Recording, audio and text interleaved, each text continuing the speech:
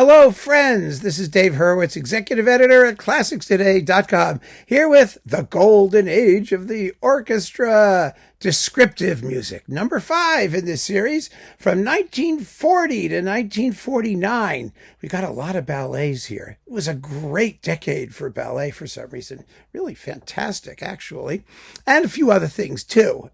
But I focused here on ballet because there's just so much good stuff, interesting stuff, worth listening to. First, Kabalevsky, the Comedians. Of course, that's a suite, but oh, what fun, isn't it? Everybody knows the Galop, and most people don't listen to the whole thing, and nobody cares about anything else by Kabalevsky, who was, sort of a socialist realist composer. I mean, he drank the Kool-Aid wholeheartedly, but he wrote some really good music in the meantime, and that's 1940. So the decade is off to a zippy and zany start. Then Poulenc, his ballet, The Model Animals, Les Animaux modèles. Most people don't know this ballet very well, and it is beautiful. Really, really lovely work. It's only recently been recorded complete a couple of times. The suite has been done maybe a little bit more frequently, but, his most famous ballet is Les Biches, his first ballet, actually his first major orchestral work, but he did more. And The Model Animals, after fables by La Fontaine, I believe, is really, really worth getting to know. It was composed in 1942. Then here's a zippy orchestral jeu d'esprit, William Walton's Spitfire, Prelude, and Fugue. Now, the Spitfire, Prelude, and Fugue was actually movie music. It was written for a film called The First of the Few, I think, or something like that, and it describes building this airplane thing. It's a wonderfully bubbly piece of music. It's typical Walton, and it just goes to show, as many of these selections do as we get into the 20th century, how important film music was in exploiting the golden age of the orchestra.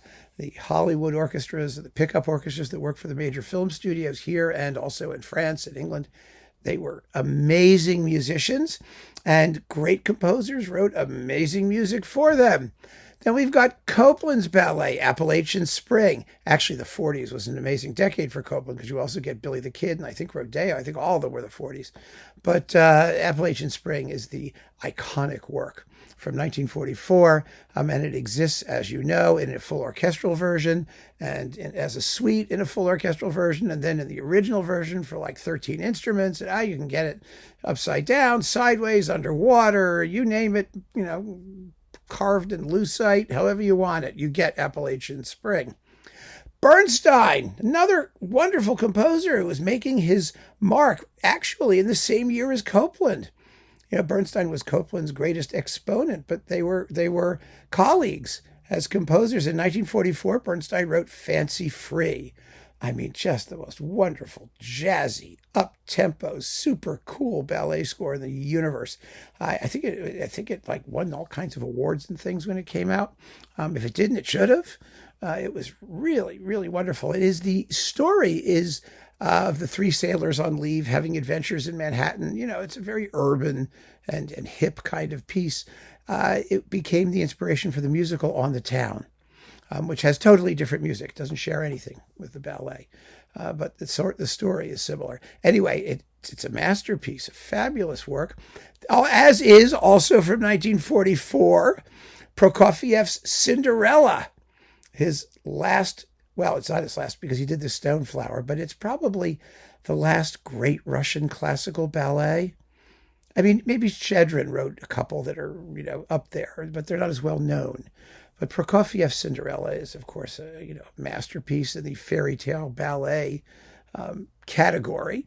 Not as popular as Romeo and Juliet. The musical idiom is harsher and more acerbic, but brilliant. And then, oh my goodness, the clock striking midnight, the waltz going, and it's just glorious. So that's fantastic. Then Don Gillis, who I maintain is still one of the best American composers of the 1940s and 50s and 60s and 30s and up there and whatever.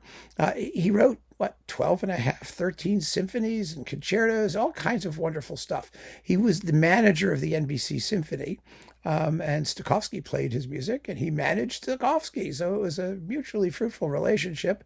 His Symphony number 5.5 is the only work of his that gets hauled out once in a while. But he wrote a tone poem called The Alamo, which is great fun.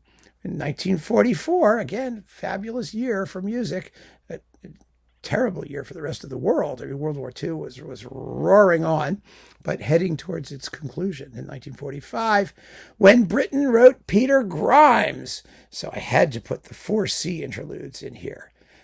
Brilliant, wonderful intermezzi.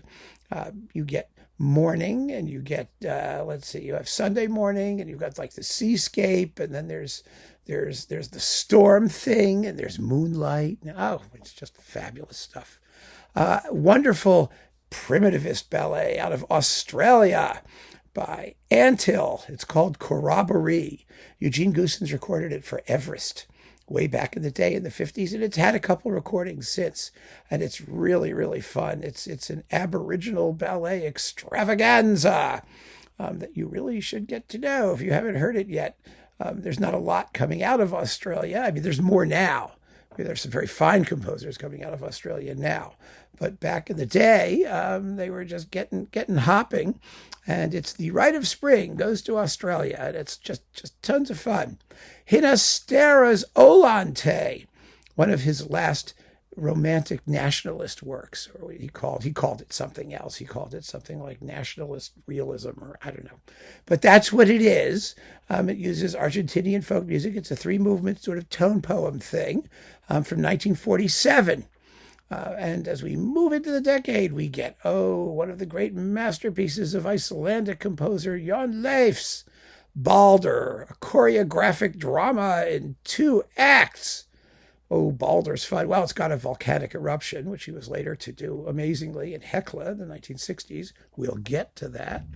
But in the meantime, Baldr is his largest work in any kind. And it's full of Icelandic folk music, and it begins with like the Dance of the Subhumans, which I just love the title. It's fabulous.